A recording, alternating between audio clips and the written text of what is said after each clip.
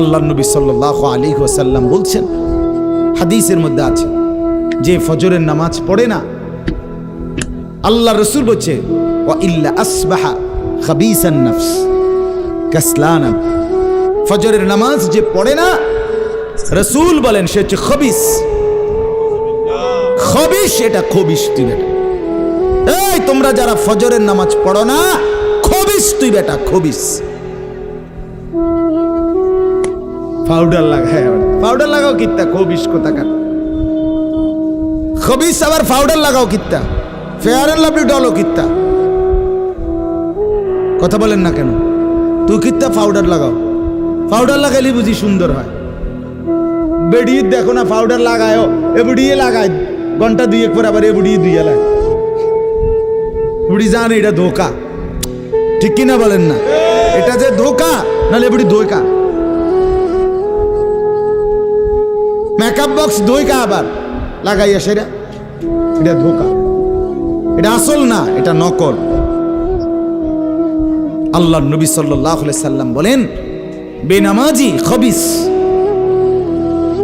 আর নবীজি হাদিসে আছে, বাথরুমে ঢুকতে, পেশাব পায়খানায় ঢুকতে নবীজি খবিস থেকে পানাহ চাইতেন, দোয়া পড়তেন। তো এই দোয়ার অর্থ কি? আল্লাহ আমি খবিস থেকে কি চাই? পানাহ চাই। তার মানে নবীজি বুঝাই দিছে উম্মত, পেশাব পায়খানার মধ্যে থাকে খবিস। খবিসের ঠিকানা কোথায়? Bathroom, bathroom, toilet. আল্লাহুম্মা ইন্নী আউযু বিকা মিনাল খুবুসি ওয়াল খাবায়েস। আল্লাহ খবিস থেকে পানাহ চাই। বাথরুমে ঢুকতে বলেন, জন্য বেনামাজি খবিস। এই খবিসের ঠিকানা টয়লেট, নাপাক। এটা নাপাক, এটা অপবিত্র, অপদার্থ, এটা অকর্মণ্য। এটা জিন্দেগির আর অর্থ কি? জীবন মানে খানা, জীবন মানে ঘুম, জীবন মানে লজ্জাস্থানের চাহিদা পূরণ, যৌন চাহিদা পূরণ, এই তিন জিনিস। তাহলে কুকুরের সাথে, বিড়ালের সাথে, গরু ছাগলের সাথে তফাৎ কি? ওই প্রাণীগুলোও তো খানা, ঘুম এবং যৌন চাহিদা পূরণ করে কিনা? কথা বলেন না কেন?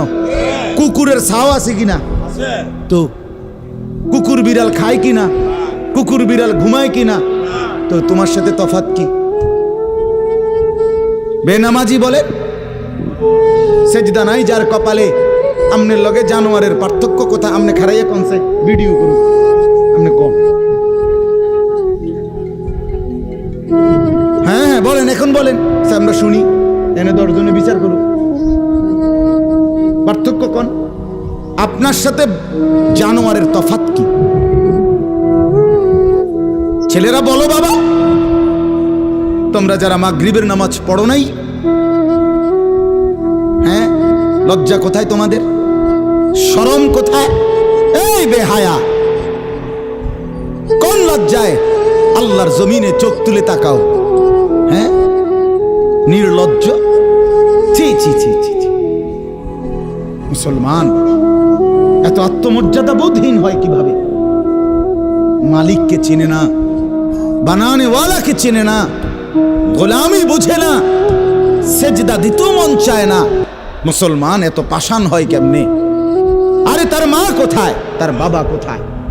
আরে তুই কোন মার দুধ খাইছত রে? তোরে কি মা দুধ খাওয়ায় নাই? তুই কি বাবার হাতে বড় হও নাই? তুই কি মুসলমানের ঘরে জন্ম নেও নাই? হায় না ফরমান। মা বাপ গুলোকে বললাম, কি ফুতেরে মা আমনে দুধ খাওয়াইলেন? এই অপদার্থ তো সেজদাও দেয় না। হ্যাঁ, এই বাপ কাল লাগে বিল্ডিং বানাইলেন? এই হাইওয়ান তো সেজদাও দেয় না। কাল লাগে সোফা বানান, মাতবুরি দেহান, সাদওয়ানে বইয়া গপ মারেন, জিফুত লইয়া বালা আসি, কিতা বালা? এ ফাঙ্গাস আর তালাপিয়া খানজে, এই কারণে বালা। হ্যাঁ, এ ফার্মের মুরকা আর কক মুরকা, দুন্দুল আর করলা, দৈন্যা তার কাঁচামরিচ, টমাটো আর শশা, এই তো খানা। আর কিতা কথা বলেন? আর কি ঘুরে গেলে তো ফাঙ্গাস তেলাপিয়ে। দুনিয়ার বেশি কি ভোগ করছি আমরা? খুব আশ্চর্য কিছু, অনেক কিছু দুনিয়া ভোগ করছি আমরা। এটুকু দুনিয়া ভোগ করছেন বলে এ ফান কদ্দুর খান, বিড়ি খান, চা খান, বন খান, টেলিভিশনে মানুষের বেডির নাচ চান। আমনের বেডি তো আর নাচে না, নাচে মানুষের বেডি। কথা বলেন না? এতটুকু দেখেই দুনিয়া ভোগ করছেন বলে খুশি হয়ে গেলেন, তৃপ্ত হয়ে গেলেন, মজা পেয়ে গেলেন। আহা, আফসুসের ব্যাপার। এত লম্বা আখিরাত কেমনে পার হবেন? এত লম্বা কবরের জিন্দেগি কেমনে পার হবেন বলেন তো? নূহ আলাইহিস সালামের জামানায় যারা মারা গেছে তারা আজ কত হাজার বছর কবরে পড়ে আছে। ইব্রাহিম আলাইহিস সালামের জামানায় যারা মারা গেছে তারা আজকে কতদিন কবরে পড়ে আছে। হ্যাঁ, আবু জেহেল আজকে কত বছর কবরে পড়ে আছে? 1450 বছর, আরো বেশি, 1450 বছর ধরে পড়ে আছে কবরে। এরপরে তো হাসরের মাঠ, এরপরে তো ফুলসেরাত, এরপরে তো জাহান্নাম, আর তো রইছে। তাহলে দুনিয়ায় থাকলি কতদিন, কবরে পড়ে রইলি কতদিন? আপনি বলেন। আবু জেহেল দুনিয়াতে ছিল 800 বছর, কথা কন না? আবু লাহাব দুনিয়াতে জীবিত ছিল 900 বছর, তো কবরে আছে কত বছর? তো বাঁচছে কয় বছর? নাহলে 60 বছর, নাহলে 70 বছর, ঠিক কিনা বলেন? তাহলে দুনিয়ায় ছিলি কতদিন, কবরে আসত কতদিন? আচ্ছা, এই কথাই এখনই মনে হইল। হ্যাঁ, এরপরে তো সামনেরটি রয়েছেই মিয়া। এখনো তো কিয়ামত আসে নাই, এখনো তো ইসরাফিল ফু দেয় নাই। একবার ফু দিবে, সব কবরে যাবে, আবার ফু দিবে, হাসরের মাঠ কায়েম হবে। আবার হাসরের মাঠের একদিন, খোদার কসম এই কোরআনে আল্লাহ বলছে, হাসরের ময়দানের এখন একদিন, প্রতি একটা দিন কয় ঘন্টা? হাসরের একদিন আল্লাহ বলছে 50,000 বছর, 50,000 সানা, 50,000 বছর। হাসরের ময়দানের পুরা সময় না, একদিন, একদিন। পুরা হাসরের মাঠ কতদিন সেটা আল্লাহই জানে। প্রিয় বন্ধু আমার, নষ্ট হয়েন না। ছেলেরা আমার, বাপ, বরবাদ হইও না। মনে করো কেউ বলে নাই, তবুও নষ্ট করো না নিজেরে। বাবা বলে নাই, মা বলে নাই, সর্দারে বলে নাই, মাতবরে বলে নাই, গ্রামের মুরব্বীরা বলে নাই, কেউ তোমারে কিছু বলে নাই, তবুও তুমি নিজেরে নষ্ট করে দিও। হযরত ইব্রাহিম আলাইহিস সালাম, পুরা কওম, আপন মা, আপন বাপ, সবাই মূর্তি পূজক, কেউ তো ওনাকে ইমানের দাওয়াত দেয় নাই, তবুও সেই ছোট্টবেলার থেকে তিনি ওইখানে থেকেই উনি খুঁজে নিছেন আল্লাহকে। কাকে খুঁজে নিছেন? আল্লাহকে খুঁজে নিছেন, আল্লাহকে তালাশ করে নিছেন। কওমের লোকেরা বলছে যে তারকা এটা রব। বলছে আচ্ছা ঠিক আছে, দেখি তো। কিছুক্ষণ পরে তারকা ডুবে গেছে। বলছে কই, রব আবার ডুবে কেমনে? পরের দিন এলাকার লোকরা বলছে চাঁদ, এটাই আমগো রব। বলছে আচ্ছা ঠিক আছে, মানে নিলাম, দেখি তো। ভোর হতে হতে দেখে চাঁদ নাই।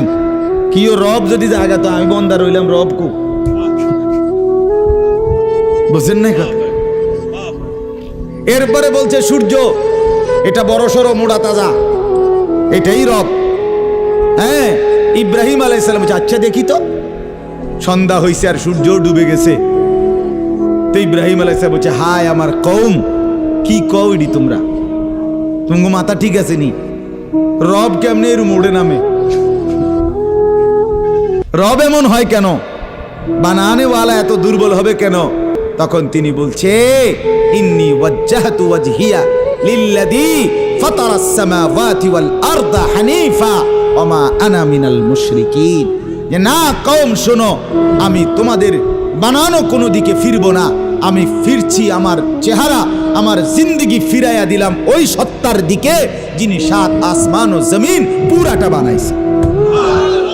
হানিফান, একনিষ্ঠভাবে আমি শুধু তার দিকে ফিরলাম। ওমা আনা মিনাল মুশরিকিন, আমি মুশরিকদের অন্তর্ভুক্ত নই, আমি আল্লাহকে ছাড়া কাউকে মানি না।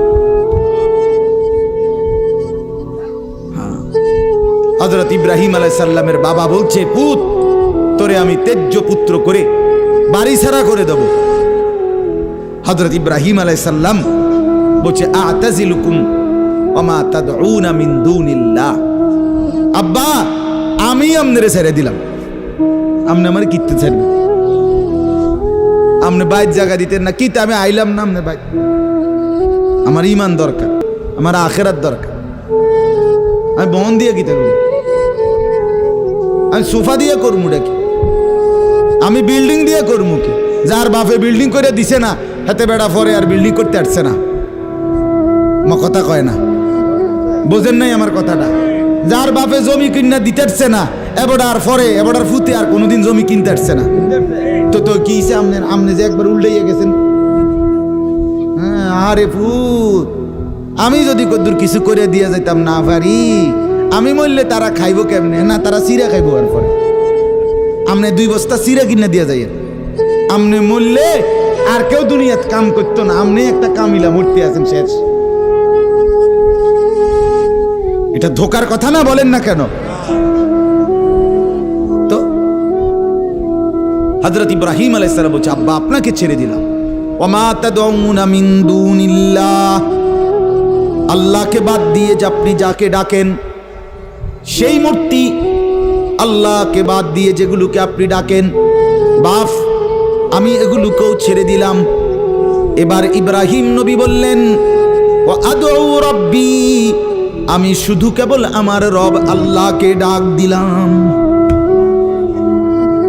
গোটা দুনিয়া ছেড়ে দিলাম বাপ, সংসারও ছেড়ে দিলাম বাপ, আপনি মা বাবার মায়াও ছেড়ে দিলাম, আমি শুধু আমার আল্লাহকেই ডাকলাম। আসা আল্লাহ আকুনা বিদুআই রাব্বি শাকিয়া। এবার ইব্রাহিম নবী বলেন, আব্বা আমি বিশ্বাস করি আমার ওই এক আল্লাহকে ডেকে কেউ কোনোদিন বঞ্চিত হয় না। মাখলুককে ডেকে হেরে যায়, নেতা ভুলে যায়, কর্মীও ভুলে যায়, মা বাপও অনেক সময় রাগ করে, মা বাপ অনেক সময় ভুলে যায়, সন্তানও মা বাপকে ভুলে যায়, সবখানে হইতে পারে এমন, কিন্তু আমার আল্লাহকে ডেকে কেউ এমন হয় না যে বঞ্চিত হয়। আল্লাহকে বান্দা যখন জমিন থেকে ডাক দেয় আল্লাহ রব্বুল আলামিন সাথে সাথে বলে, লাব্বাইক ইয়া আবদি, আমার বান্দা আমি হাজির, বল না বান্দা কি দরকার। বান্দা আবার বলে আল্লাহ, আল্লাহ আবার বলে লাব্বাইক, আছি তো বলো না। বান্দা বলে সুবহানাল্লাহ, আল্লাহ বলে শুনছি তো বান্দা, বলো না কি চাও বান্দা। বান্দা আবার বলে আলহামদুলিল্লাহ, আল্লাহ বলে বলো না কি চাচ্ছ বলো। আল্লাহু আকবার বলে আবারও বলছি কি চাচ্ছ বলো না, আমি তো শুনতেছি, আমি তো আছি বান্দা। কিন্তু বান্দা যখন শুধু আল্লাহকে ডাকতে থাকে, জিকির করতে থাকে, তাসবিহ পড়তে থাকে, মনের কষ্ট দুঃখ বেদনা চাওয়া পাওয়া কিছুই বলে না, শুধু জিকির করে, শুধু জিকির করে, শুধু আল্লাহকে ডাকে, আল্লাহকে ডাকে, শেষ পর্যন্ত আল্লাহ খুশি হয়ে বলে, বান্দা তুই যেহেতু আমাকে ডেকে মজা পাইছো, ঠিক আছে বান্দা তুমি আমাকে ডাকতে থাকো, আমি আল্লাহ তোমাকে দিতে থাকি। কি লাগবে আমি তো জানি, তোর বিবি অসুস্থ আমি কি জানি না, তোর ছেলে বিদেশে অসুবিধায় আছে আমি কি জানি না, কথা বলেন। তোর যে শরীরের সমস্যা আমি কি এটা জানি না, আমি তো সব জানি, কোথায় তোর কোন মুসিবত। আল্লাহর আড়ালে কি কিছু হয়, আল্লাহর গোপনে কি কিছু হয়, তাই আল্লাহর ইচ্ছা ছাড়া কি কিছু হয়। এজন্য মোবাইলের কথা বলতে গিয়ে এতগুলোর কথা লম্বা বললাম। ছেলেদেরকে বললাম, বাবা অনেক ছেলে বসছো, মাশাআল্লাহ, আল্লাহ খুব বরকত দান করে। আজকে মুসলমানের যুবক তোমাদের ফেরার অপেক্ষা ইসলাম। তোমরা যদি নামাজি না হও, চরিত্রবান না হও, জীবনটা যদি নারীর পিছনে আর ছবির পিছনে, নর্তকীর পিছনে আর উলঙ্গ ছবির পিছনে, মদ জুয়া জিনা ব্যভিচারের পিছনে শেষ করে ফেলো, এই চোখের দৃষ্টি, এই নজর, এই চোখের দৃষ্টি, এটা যদি নষ্ট করে ফেলো গুনাহ দেখতে দেখতে, নাপাক ছবি দেখতে দেখতে, তো তোমরা নিজের জীবনই ভালো বাঁচবা কেমনে, ইসলামের জন্যই লড়বা কেমনে? আর মুসলমানের যুবক যদি হেরে যায়, মুসলমানের যুবক যদি পড়ে যায়, তো দ্বীনের জন্য জানবাজি রাখবে কে? এই বুড়ারা, 60 বছর 70 বছরের বুড়া, এবারে আর দৌড়তে পারবো? এবারে দোয়া না করবো? কথা বলেন না কেন? মুরব্বীরা কি করবে? কলিজা ছিঁড়ে দোয়া করবে। অতএব আমি আপনাদের কাছে এতক্ষণের কথার মূল একটা উদ্দেশ্য, আমি দুইটা আয়াত পড়ছি, এই আয়াতের আঙ্গিকে কথাটা বলার জন্য বলছি। আজকে আমরা গুনার মধ্যে সবচেয়ে বেশি, বহুভাবেই আমাদের মধ্যে গুনাহ আছে, বাকি এই নজরের গুনাহ আমাদের সবচেয়ে বেশি। কিসের গুনাহ বলেন না? নজরের গুনাহ। আমাদের চোখ নিয়ন্ত্রণ হারা, বাঁধন হারা। আমাদের যুব সমাজ, ছেলে মেয়ে, তাদের পুরাটা চোখ তারা মোবাইলকে দিয়ে দিছে। ওই যে আগে যে শুনছি যে স্বেচ্ছায় চক্ষু দান করতো, কথা বুঝছেন না কথা? হ্যাঁ, মরণোত্তর চক্ষুদান। এই মরণোত্তর চক্ষুদান না, জীবিত চক্ষুদান। ওই দেখেন, ওই দেখেন, ইয়া দেখো, ওই মোবাইল কার হাতে? এতে সাইজ হলো ট্যাবলেট সাইজ, তার থেকে তার মোবাইল বড়। যেই অপদার্থ তার হাতেই মোবাইল দিছে, ওই সবচেয়ে বড় অপদার্থ। ওইটা একেবারেই অপদার্থ। সে যদি ভাই হয় তো ভাই অপদার্থ, বাপ যদি হয় ওইটা অপদার্থ বাপ। এই সন্তান নষ্ট করার সবচেয়ে বড় দায়ী আপন গার্জিয়ান। মা বেড়ি 2 বছরের বাচ্চাটারে বড় মোবাইলটা দিয়ে দিছে, তুই টিপ এটা, তুই তাবু ডিস্টার্ব করিস না, আমি সাইজ দিয়ে আসি ড্রেসিং টেবিলে, এবুডি পাউডার ডলে, হেতে মোবাইল টিপ। কথা বুঝেন নাই? ও বেড়ি হিন্দি সিরিয়াল দেখে টেলিভিশনে, হ্যাঁ, হিন্দি সিরিয়াল দেখে, ইন্ডিয়ান সিরিয়াল দেখে, কি দেখে? মনোযোগ দিয়ে দেখে। হিন্দি সিরিয়ালের সবগুলোর মূল বৈশিষ্ট্য হলো স্বামী স্ত্রীর ঝগড়া, শাশুড়ির থেকে জামাইরে কেমনে আলাদা করতে হবে, দেবর ননদের কেমনে স্বামীর থেকে বিচ্ছিন্ন করতে হবে, মানে সংসার কিভাবে তছনছ করবে, এটা হলো ওই বেঈমানদের সবচেয়ে বড় ষড়যন্ত্র। সবগুলোর বৈশিষ্ট্য এটা। মহিলারা এইটা দেখা বিবাহের পরে 6 মাসও একসাথে আর থাকতে চায় না। 6 মাসও না। বেডির সিদ্ধান্ত, মরিয়ার বাসি তে বেড়ারে তার বাপ মার থেকে আলাদা করব। জীবনের সাধনা এটা। হায় হায়, লানত, অভিশাপ ওই নারীর প্রতি, যে নারী তুমি বেটি তোমার একটু সুখের জন্য স্বামী বেচারাকে আলগা করে লাইলা। তুমি তো কিছুক্ষণের সুখ হয়তো পাইবা, কিন্তু এই স্বামী মা বাবার নাফরমানির কারণে এই ছেলেটা তারে তো চিরদিনের জন্য জাহান্নামী বানাই দিল। মা বাপ যদি কষ্ট পায়, আহাজারি করে, মা বাপের কলিজার মধ্যে যদি ব্যথা লাগে, তো এই সন্তান জাহান্নামী হবে না? বলে। এজন্য আমরা প্রত্যেকেই এই কথাটা বলতেছিলাম, আজকে আমাদের সবচেয়ে বড় গুনাহ আমাদের ছেলেদের, আমাদের মেয়েদের, আমাদের নারীদের, আমাদের পুরুষদের, আমাদের জওয়ান, আমাদের বুড়া, আমাদের যুবতী, আমাদের বৃদ্ধা, সবার একটাই বড় রোগ। আমরা চোখ অনিয়ন্ত্রিত। বুড়া মানুষও টেলিভিশন চায়, বুড়া চাচা বাঁকা হয়ে গেছে, কাশে বেরামে ধরে গেছে, কিন্তু এবার আর টেলিভিশন সাউন্ড, বেডির সাউন্ড, চা দোকানে নাচ গান দেখার অভ্যাস ছোটে নাই। এমন অভ্যাস আছে কিনা বলেন না? যার নাই হেবড়া রাগ না হইলে ভালো। আর যে বেটা রাগ হইলে, আপনার অভ্যাস থাকলে, আপনার রাগ হইলে কি আর আসলেই কি। অতএব নজর নিয়ন্ত্রণ করা চাই, নজর হেফাজত করা চাই, নজর সুন্দর করা চাই। অতএব আমার বাপ, আমি আপনাদের কাছে কোরআনুল কারীমের এই 2টা আয়াতের তরজমা শুনাইতে চাই। এটা পুরুষদের জন্য, নারীদের জন্য। উভয়টা। একজন মুসলিম পুরুষ, তার ব্যাপারেও আল্লাহর হুকুম, একজন মুসলিম নারী, তার ব্যাপারেও আল্লাহর হুকুম। উভয়কে আল্লাহ তাআলা বলছে চরিত্রের হেফাজতের জন্য সবচেয়ে প্রথম শর্ত, 1 নাম্বার দৃষ্টি হেফাজত। কোনো মানুষের চরিত্র সুন্দর কিনা এটার প্রমাণ তার নজর ঠিক কিনা। আপনি ওই কথা শুদ্ধ কয়, ফ্যান ফিনছে, শার্ট গাও দিছে, স্প্রে লাগাইছে, কথাবার্তা এমনি কুমাইয়া কয় জি জি জি আঙ্কেল কেমন আছেন, ভালো আছেন, এ আর মাশাআল্লাহ দেখছুনিও ভদ্র ভদ্র বাইয়া পড়তে আছে একবারে।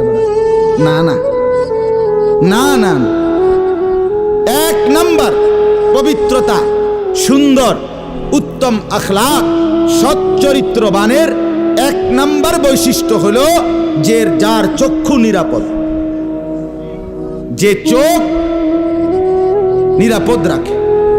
1 নাম্বার এটা আল্লাহ তাআলা বলেন। আর চূড়ান্ত হলো যে নিজের লজ্জাস্থান হেফাজত করে। এই 2 দিকের বেড়া, মাঝখান দিয়ে এর ভিতরে যা আছে সবগুলো এতে নিয়ন্ত্রিত হবে। যে নিজের চোখকে হেফাজত করে, নামাইয়া রাখে, ভিন নারী, হ্যাঁ, যেই দৃশ্য দেখা, যেই ছবি, যেই নাচ গান, অশ্লীল দৃশ্য, হ্যাঁ, উলঙ্গ ছবি, বেপর্দা নারী, ভিন নারী, যাকে দেখার আমার কাছে অনুমতি নাই, আল্লাহ অনুমতি দেন নাই, তার থেকে নজর যে নামিয়ে রাখে এবং নিজের লজ্জাস্থান যে হেফাজত করে, আল্লাহ কোরআনে বলছে যালিকা আজকা লাহুম, এটাই হচ্ছে সর্বশ্রেষ্ঠ পবিত্রতা। এটাই হলো সর্বশ্রেষ্ঠ, কি বলেন না, পবিত্র, সেই বড় পবিত্র। এবার এই শুদ্ধ কথা কোক আর সিটেঙ্গা কথা কোক, কথা নোয়াখাইল্লা হোক আর সিলিটটা হোক, এটা দেখার বিষয়। দেখার বিষয় হলো তার নজর দৃষ্টি এটা নিচের দিকে কিনা, আর লজ্জাস্থান হেফাজত কিনা। এই দেখেন আল্লাহ কি বলে শোনেন। 18 নম্বর পারা 24 নম্বর সূরা, সূরায়ে নূর, এই সূরার 30 নম্বর আয়াত। আল্লাহ তাআলা বলেন, কুল, হে নবী আপনি বলুন, লিল মুমিনিন, সমস্ত মুমিন পুরুষদেরকে, পুরুষদেরকে মানে এই হুকুম কার্যকর শুরু হবে যেই ছেলেটা সাবালক হইছে, যেই মেয়েটা সাবালক হইছে, ওই দিন থেকে 100 কার্যকর। কোন ছেলের উপরে যেদিন গোসল ফরজ হয়েছে, প্রথম যেদিন তার বীর্যপাত হয়েছে, সেদিন থেকেই সে সাবালক, প্রাপ্তবয়স্ক, সেদিন থেকেই সে যুবক, সেদিন থেকে ইসলাম মানা পুরাটা 100 তার উপরে ফরজে আইন। ওই দিন থেকে তার 1 মিনিট 1 সেকেন্ড হিসাবের বাহিরে হবে না। প্রতি সেকেন্ড নিঃশ্বাসের জন্য তাকে মৃত্যু পর্যন্ত, মানে বালেগ হওয়ার দিন থেকে মৃত্যু পর্যন্ত যে হায়াত পাইছে, যেদূর আল্লাহর কাছে হিসাব দিতে হবে তদ্দূর। রাতের হিসাব, দিনের হিসাব, হাঁটলে বসলে উঠলে খাইলে ঘুমাইলে, এমনকি নিঃশ্বাসের হিসাবও খোদার কসম আল্লাহর কাছে দিতে হবে। কোন মেয়ে যেদিন তার প্রথম মাসিক শুরু হয়েছে 13-14 বছর বয়সে, সেদিন থেকে সে প্রাপ্তবয়স্কা, সাবালিকা, সে যুবতী। অতএব সেদিন থেকে মৃত্যু পর্যন্ত তার হায়াত যতদিন পাইছে, একদিনের ভালো মন্দ, জায়েজ না জায়েজ, হালাল হারাম, বৈধ অবৈধ, সবকিছুর হিসাব সে আল্লাহর কাছে দিতে হবে। কথা বুঝলেন কিনা আপনি? হ্যাঁ, এটা জরুরি, এটা জরুরি। স্বামীর কারণে, শ্বশুরের কারণে, স্ত্রী, মহিলা বলেন আমার স্বামী বাধ্য করছে দেবরের সাথে দেখা করা, স্বামী বাধ্য করছে ভাসুরের লগে দেখা করতে, খোদার কসম স্বামী যদি আসমান ভাঙ্গাও মাথাত ফালায়, তারপরও স্ত্রীর জন্য এই কথা মান্য করা স্বামীর হারাম। আর স্বামী যদি এই হারাম কাজের জন্য বাধ্য করে স্ত্রীকে, এই স্বামী জালেম।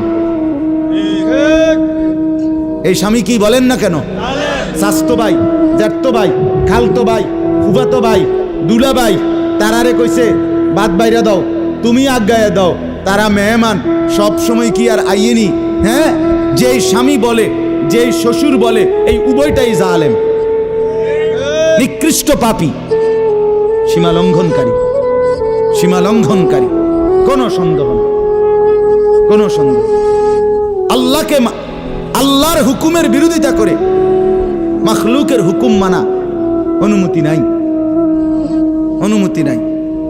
হযরত ইব্রাহিম আলাইহিস সালামের বাবা ওনাকে মূর্তি পূজা করতে বাধ্য করতে চাইছে, করছে না? কইছে না যে নরে তেজ্য পুত্র করে দেবো বেড়া? কোরআনের আয়াত।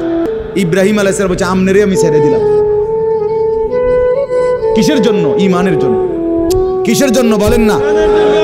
ওয়া ইন জাহাদাকা আলা আন তুশরিকা বি মা লাইসা লাকা বিহি ইলমুন ফালা তুতি'হুমা ওয়া সাহিবহুমা ফিদ দুনিয়া মা'রুফা। কোরআনে আল্লাহ বলেন, তোমার মা বাপ যদি তোমাকে আমি আল্লাহর সাথে শিরিক করতে বলে, তুমি কোনোভাবেই তার অনুসরণ করবে না। হ্যাঁ, তবে মা বাবার সাথে কষ্টদায়ক আচরণ করবে না, ব্যবহার করবে ভালো, ব্যবহার করবে উত্তম, তার গায়ে হাত দিবে না, তারে ধাক্কা দিবে না, তারে গালি দিবা না, তারে ধমক দিবা না, কিন্তু তার কথা মানবা না। কোন কথা? আল্লাহর নাফরমানির কথা। শিরিক, কুফর, নাজায়েজ, হারাম, হারাম। সেদিন আমার কাছে এক যুবক ভাই জিজ্ঞেস করছে কথা, যে তার বাবা তাকে বাধ্য করতেছে তার দোকান দেখাইয়া 5 লাখ টাকা সুদে টাকা নিয়ে দিতে। মন নাই? আমি পরিষ্কার আমরা বলছি যে অসম্ভব কথা। তোমার বাপ প্রয়োজনে তোমারে ঘর থেকে বের করে দিবে, দেও। এক তো তুমি তারে গালি দিও না, কিন্তু তুমি তার এই কথা মান্য না। এই কথা মানার অধিকার, যেটা আল্লাহ হারাম করছেন সেটা বাবার কথার কারণে হালাল। আরে বলেন না কেন? যেটা আল্লাহ হারাম করছেন সেটা স্বামীর কথার কারণে হালাল না। আমি কিতা করতাম, বেডিতে এই সমস্ত ফাঁকনা কথা কইলে হইতো না। তে বেড়া বাতানে চাইলানে আমি রাইন্দা দেই, এরপরে কি তো বেডি হেতে কইতে পারবো? আরে আলাপ এসব আলাপ করলো।